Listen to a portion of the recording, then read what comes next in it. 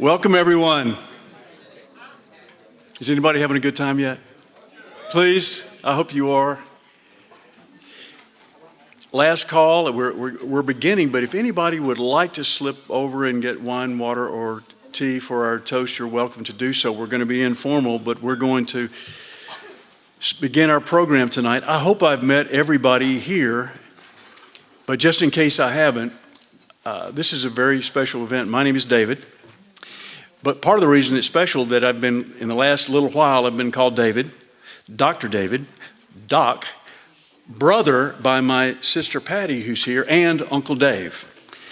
Uncle Dave to the two lead guitarists in Roman Street, Noah and Joshua, are my nephews, and they're the sons of my baby sister, Patty, who, is this the cool name, Patty? Who sells the merch? And the CDs and the shirts and things like that. So I just wanted to clarify, every event you go to, you probably hear somebody say it's nice to have you here and welcome. But there are probably only a handful of people in the room that know the fervor with which I will say this. It is really nice for you to be here because Life Leaders is one of my top 5 callings in life. Serving my family, my animals, Life Leaders, that's 3 of the top 5, maybe all the top 3. So for you to be here, to support an organization that we helped start back in 1992 with a mission is important. And whether you're there for that and or for, primarily, for Roman Street, we have been wanting to do something with family for a long, long time. And so I'm going to just state up, like, we're going to work really hard to make this one of the best evenings you've come to. And we hope to do this event next year, inviting Roman Street to join us. Noah was reminding me that his first paid gig was, like 12, 13 years ago? You were still in high school, weren't you? 15 years ago? Over at BE&K, Stretch hosted us, and he was still in high school. Joshua was just picking up the guitar. And so it was really neat. In fact, tonight I hope to give you a little bit of information, some introductions, and maybe an ounce or two of inspiration. And I think there's some inspiration that came from that story. I want to tell it spontaneously, Noah. I remember Noah playing with his first partner. Her name was Jeanette, I believe. She's a violinist from his church where he started.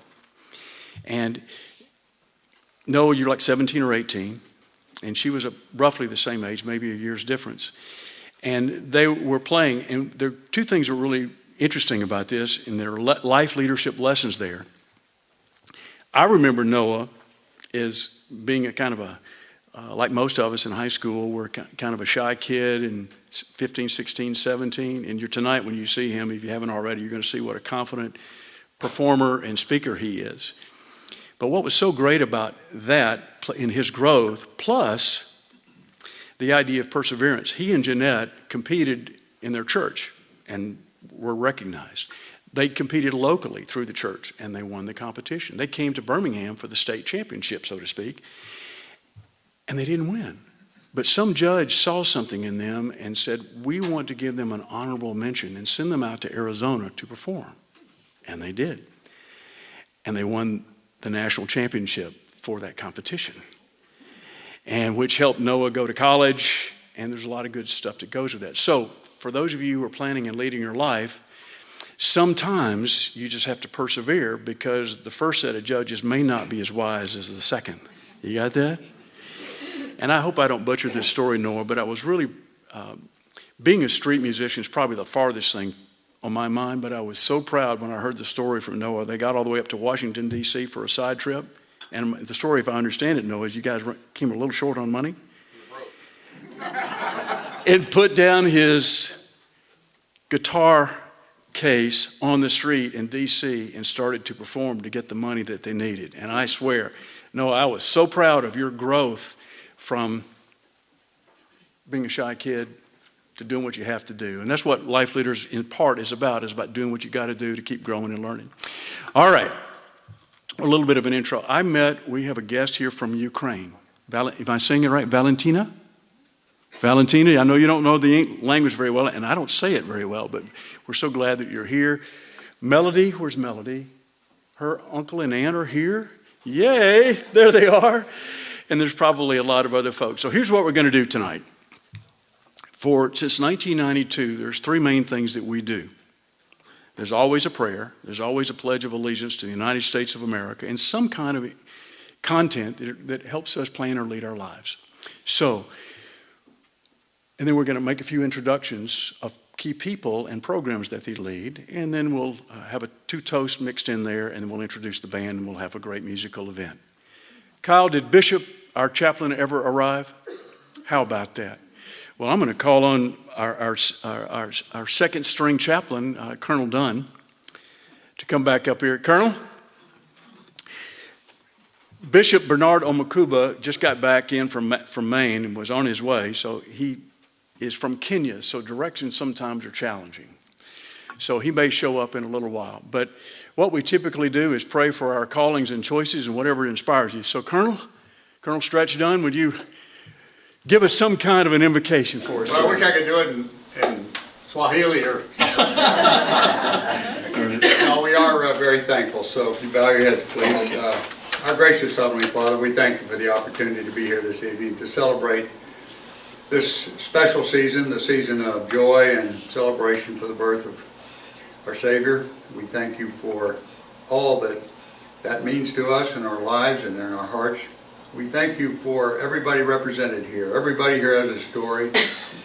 There are twists and turns in that story, and we just know that you are with us in whatever challenges we face. We are so grateful for the opportunity to have you there to help us in whatever it is that we need and help us to serve others. We thank you for all of those, wherever they are, that serve this nation in our armed forces. We thank you for their families. We thank you for first responders and their families. All of those whose duty it is to protect the rest of us. We're so grateful for that service and so appreciative of the chance to be here and enjoy an evening like this. We thank you for the food and this nourishment. And we thank you for each and every one of us for the opportunity to meet new friends, to be grateful for the richness of our lives, and to be in this wonderful, wonderful country. All these things we ask in thy name. Amen. Amen. Thank you, Colonel. The second thing that we do is a Pledge of Allegiance to the United States, and Colonel Bob Bearfield, who is chair of our Patriotism and Action program with his partner in most things, Nancy, will lead that. But as he is doing it, I just wanted to remind you that one of the things that's an extension of Life Leaders, because of Bob and Nancy, they just concluded a program called Wreaths Across America down at the Alabama National Cemetery. And last year, Bob, was like 1,000 to 1,500 attended, and this year there were over 3,000 people. And there are two of the pictures in the slideshow, and there are more that you could see. Everything from veterans honoring their brothers to little kids putting wreaths on the tombstones of presumably either veterans in general or their family members. So let's remember that. Colonel? Before we recite the pledge, if you would focus your attention on the empty chair to the front of the piano with Johnny Johnson's shirt on it. Johnny was a co-founder of Life Leaders and died of a heart attack while scuba diving several years ago. But the empty chair reminds us of those who are no longer with us, who have had a big impact on our lives and made a difference in our lives. Could be family, could be friends, but there's that void in our heart. So Christmas time is a good time to remember those who are no longer with us and improve our lives so we live our lives that would make them proud. And also remember those who have given their lives in the military so we can have the freedoms that we have tonight, those who are serving now. Because without them, we would not be able to be here tonight. So with that, if you would please stand. Salute. I pledge allegiance to the flag of the United States of America and to the republic for which it stands, one nation, under God, indivisible, with liberty and justice for all. Gentlemen, if you would help the ladies at your tables to their seats and remain standing, please.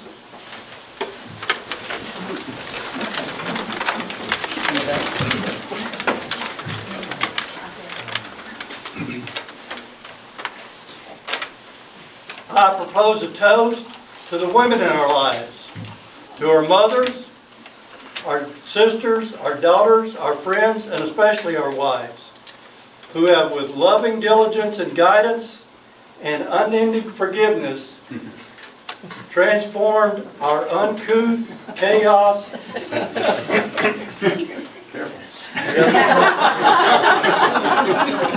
and crass into the gentlemen we are tonight, always displaying dignity and class. To the women, you may be seated.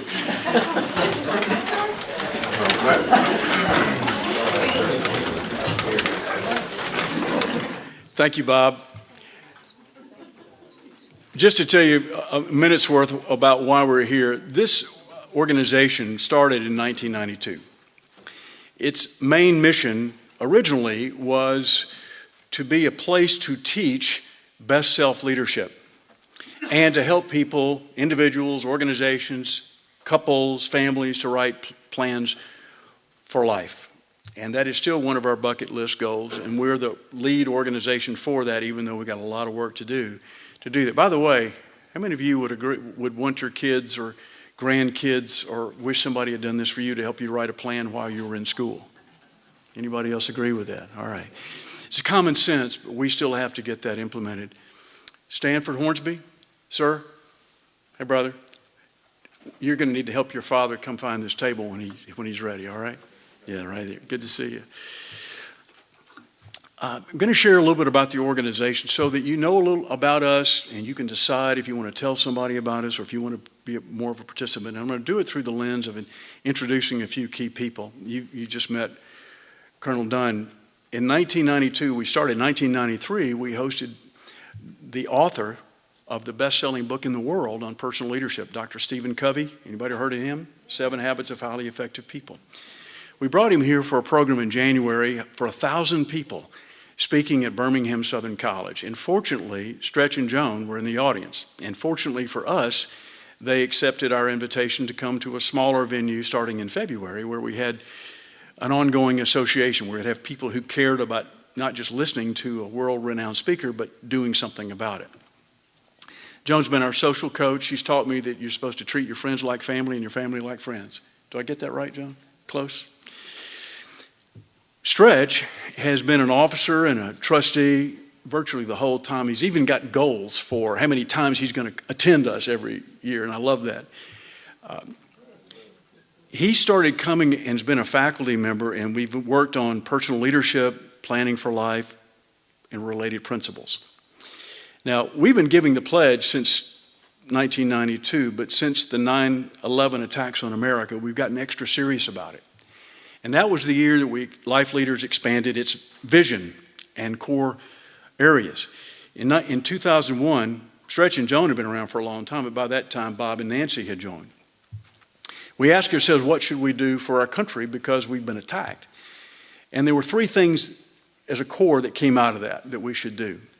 Stretch and I wrote 2 books. One was called Professionalism Under Stress, which was the common denominator to being a true professional in military or civilian life. We recommend it for students, military, cadre, cadets, students, anybody. Second, we wrote a book that started off called Roots of Honor after going to his father's funeral, a general at Arlington National Cemetery. And then it grew as we updated it each year and started adding more about patriotism, and it grew into a book called Patriotism in Action. And we discovered by accident, by writing about Veterans Day, that Veterans Day was founded less than 5 miles from where I went to high school. Patty, 5 miles from where we went to school, and I had never heard that before. So our mission started expanding, that we should do something to advance patriotism in action and start telling the story to the world that Veterans Day started in Birmingham, Alabama. Bob and Nancy expanded a program that we'd started called Patriotism in Action.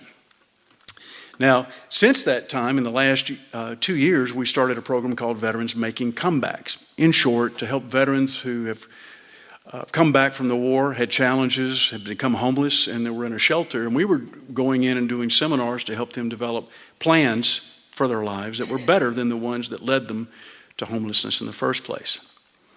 And while Stretch was at one of those meetings, a life leaders meeting, and thinking about the ministry and thinking about his church, he came up with the concept for a veterans leadership ministry. And he's done a tremendous amount of work for it. And there are some members of the Veterans Leadership Ministry who are here tonight and participating. We welcome you especially.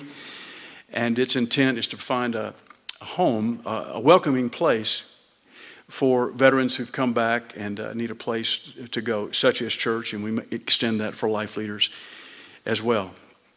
And there's a lot more I could say about Stretch. I'd like to also introduce Colonel Bearfield again. He and Nancy, when they started Patriotism in Action as a program, there are a few key things that we do, and there's much more. One of them is that up until 2001, we were doing seminars that focused on personal leadership.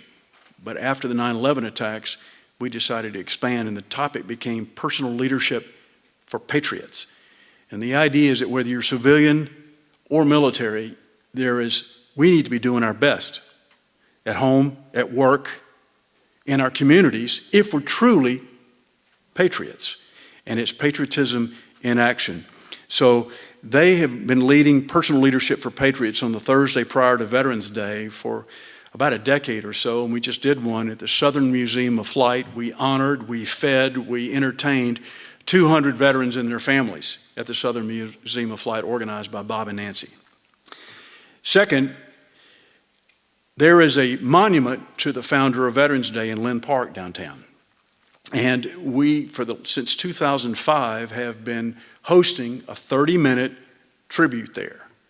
It's there, but I'd say 90% of the citizens of Birmingham don't know it, have never seen it. And I'm very proud of Bob, Nancy, Stretch, and others. This is the first event in over 60 years that has been invited to be a part of the historic National Veterans Day program. If you didn't already know, Veterans Day started here in 1947 with the support of Eisenhower, later affirmed by Reagan.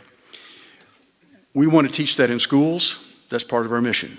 We want it to be recognized throughout the country so that Birmingham and Alabama are branded positively for that, and it will boost education, boost tourism. Do you think that maybe the students need to understand why it happened and where it started? Perhaps 10 minutes a year? I see some nodding heads. Well, we found out in 2012 when we launched on this mission just to get a lesson plan in the schools that a lawyer in the state of Kansas got the Congress to pass a resolution saying that Kansas started there. Signed by Eisenhower from Kansas, it did in fact sign some documents in '54, but they left out the fact that it had been going on for 9 years in Birmingham. And so officially, Mr. Raymond Weeks had lost 40 years of his legacy, and we thought that was wrong. And we thought that Birmingham needed to have this. So in 2012, we led a campaign led by Life Leaders in Patriotism in Action and got the United States Senate to pass a resolution stating the truth in November. So now Birmingham, Alabama, and Raymond Weeks are officially the founder of Veterans Day for the United States. And on Patriotism in Action, if you see at the back information table, Bob and Nancy put on programs all over the state in support of that, but those are the main ones. Now I'd like to introduce my friend standing at the back, John Hornsby. John's been a friend of mine since Auburn, and after he heard that we had gotten the resolution passed by the Senate, he came, he said, "That's huge." And he said, "I've been thinking about it. This is the year of the 50 years forward in Birmingham for civil rights." And John had a strategic thought that I had not considered, and that is that Birmingham now is known as the founding city of Veterans Day, and that stands for liberty and other associated values, and now we stand as one of the leading cities for civil rights. What do they have in common? Freedom. And he had a theory, and we checked it out, and it's true. Birmingham, Alabama is the only city and the only state in America that has led on both of those movements. The only one. 10 cities claim civil rights. We're in the top 3 easily. If you go add Montgomery and Selma, Alabama is clearly the historical leader. There are only 2 cities that claim Veterans Day, and the other one's outside the South, so we're the only one. And so we believe that Birmingham should be branded positively as a city of freedom, or for Freedom City, known for liberty and the freedoms associated with Veterans Day, as well as with civil rights. And the third dimension, now we've got those, we have the freedom to flourish. we can teach our children. We have the freedom to flourish because of the military, first responders, and others, and also the civil and human rights movement. And so you kids now have freedom to flourish. And we want to teach you those inspiring stories. We want to teach you the best practices and help you write a plan for school and life so that you will be closer to your best self.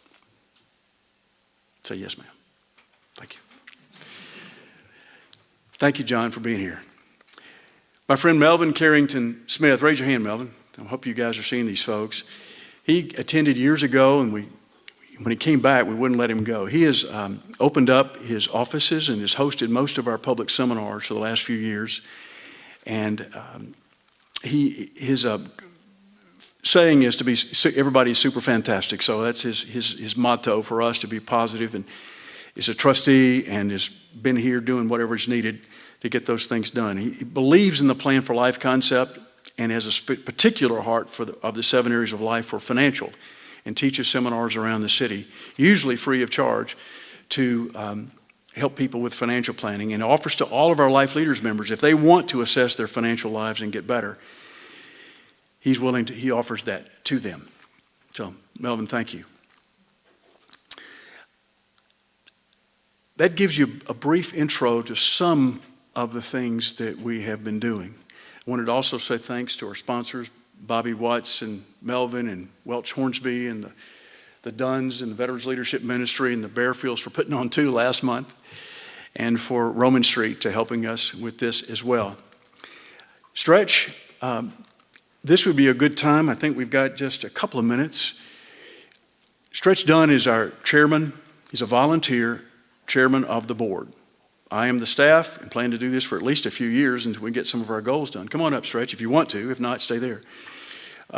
He has been he's our volunteer chair. We will have a meeting, for example, on Thursday to evaluate our year and see what our priorities are for next year. So, Stretch, is there anything you'd like to add? Well, I'd just like to wrap up by saying that the thing that glued all this together for me, and it made me a member for the past 22 years, and I think Joan as well, is one, every time we've gone to one of these seminars, we've left with some kind of nugget that's been very useful. We never know what it is until we get there. It may have come from a program, it may have come from a conversation, but we never left without a nugget.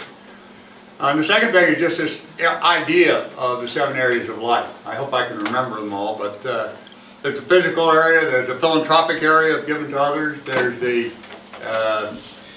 Financial, well, no, P's first. Oh, the P's? All right. Professional. That's right. Personal. And then financial, social, and spiritual. You got it. And one of the things I liked about that particular concept was the inclusion of spiritual. And over the course of the year, we try to cover a program having to do with each of those areas so that over time and over a period of years, people can work a little bit on each of those areas to keep them, keep their saw sharp, or whatever it is that, what's his name? Cubby, yeah. Sharp on the side. Said is one of the 7 areas of life. But anyway, the combination of those 7 areas have been very helpful to me in my life, and trying to keep it balanced. And fortunately, I've got the best accountability partner in the world. Joan comes along and he gives me a grade twice a year, and sometimes I don't do so well, but but anyway, it's a great organization of people that care about each other and care about the idea of just keeping themselves as balanced as they can and caring for each other. Thank you, David. Stretch, thank you very much. By the way, guys, when they got married, they wrote a mission and vision statement for each other and for themselves. And they shared it with friends, have it posted on the wall. You young married couples need to be doing that, by the way.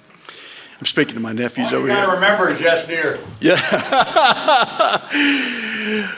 Well, yes, dear, Joan, would you please give our final toast to the season? I'd like for you to raise your glasses to toast. Personally for me, happy birthday, Jesus. And let's remember what we're celebrating this season, joy to the world and peace on earth. Here, here, here. Cheers.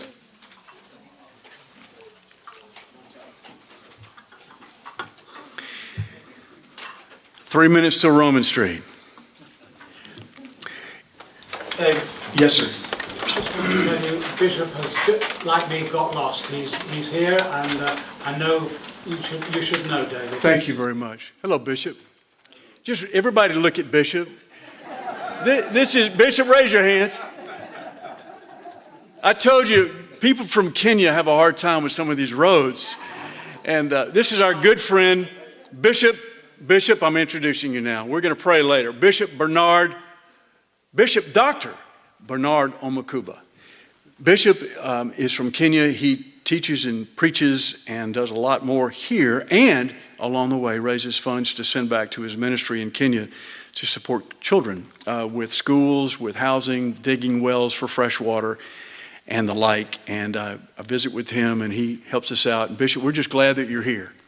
As I recall, Bishop, the first event that when you met Life Leaders, Bishop was invited by someone to come to this event, and he's been with us regularly for several years.